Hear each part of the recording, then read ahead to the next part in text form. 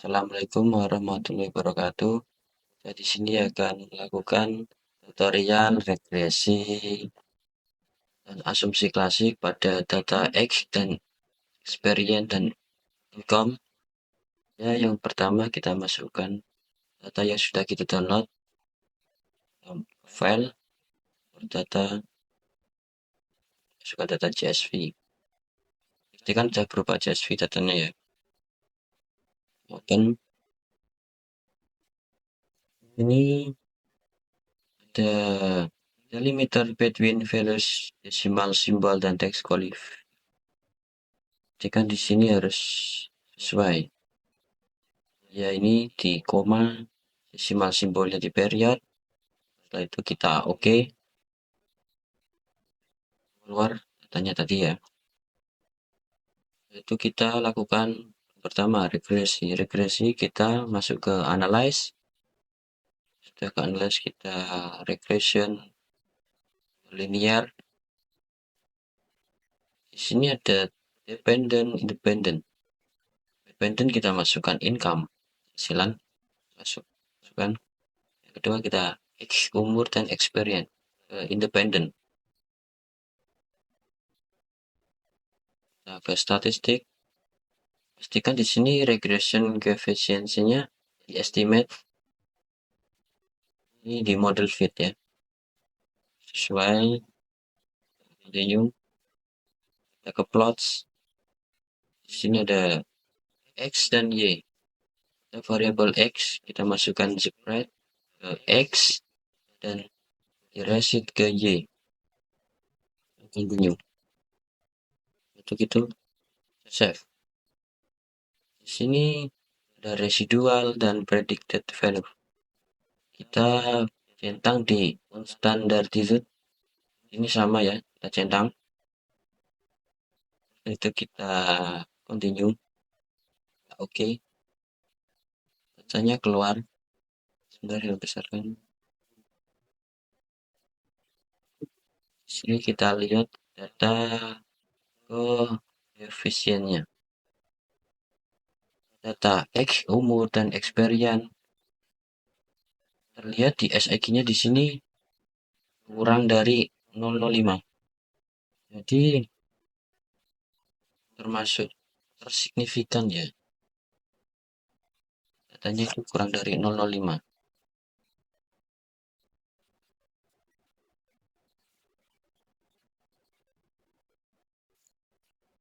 Dapat disimpulkan bahwa analisis regresi ini menunjukkan bahwa variabel umur dan experience signifikan mempengaruhi tingkat income seseorang.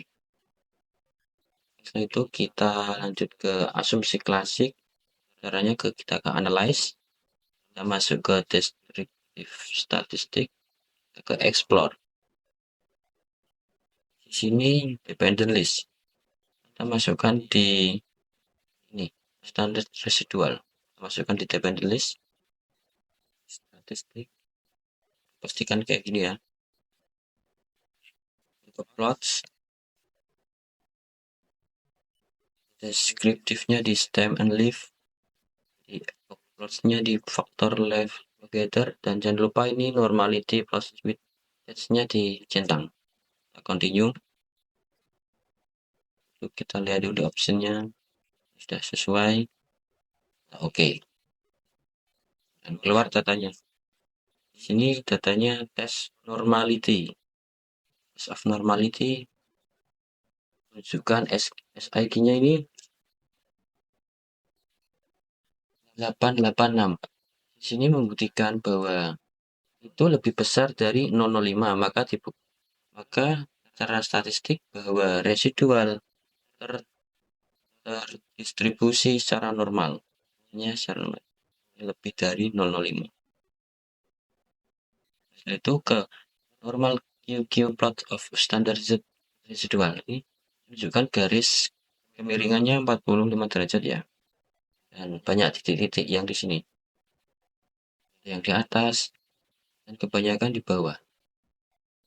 Ini menunjukkan bahwa residual distribusi normal itu secara hasil data garisnya ini normal, menunjukkan kemiringan 45 derajat. Lanjut kita ke analyze, regression, ke linear.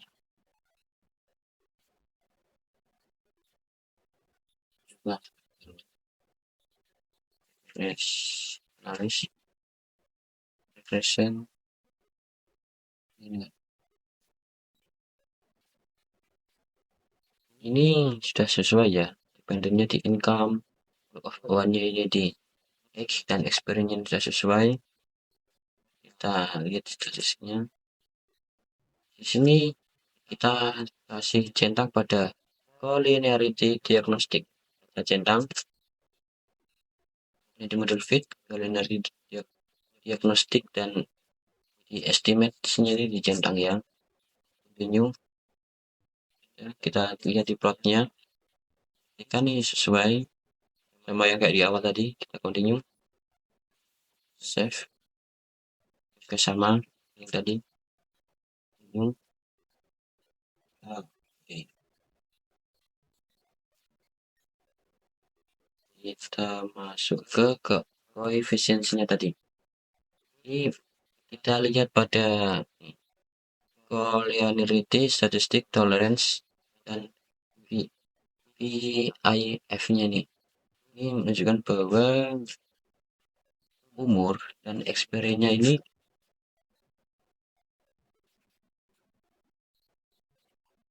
lebih ya, ini 1,609 ini. Ini malah kurang dari 10. Jadi tidak terdapat multikolinearitas karena PIV-nya ini AG dan experience-nya ini kurang ya.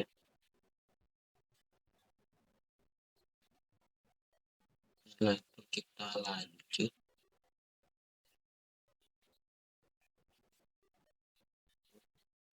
di analyze, regression, linear.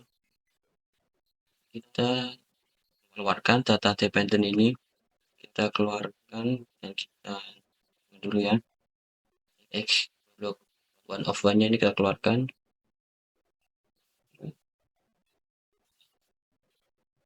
Kita masukkan yang pertama di ini, residualnya ini di dependent, dan predict value ini di log one of one. Statistik kita tercentang,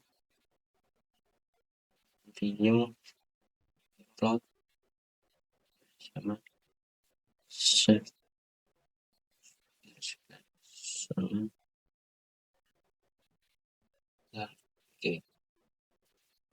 Di sini keluar data efisiensinya, di sini SIG-nya di 1 ya. Karena nilai SIG-nya dari unstandardized predict value-nya ini 1, dan 1 itu lebih dari 0,05, maka predicted value-nya tidak berhubungan dengan residual. Itu artinya tidak terjadi heteroskedasisitas.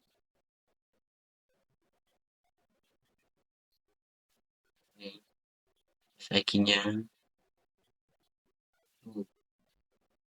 Ya, terima kasih. Itu kurang lebih cara menginput data X dan data X, experience, income, ada regresi dan asumsi klasik pada spesies.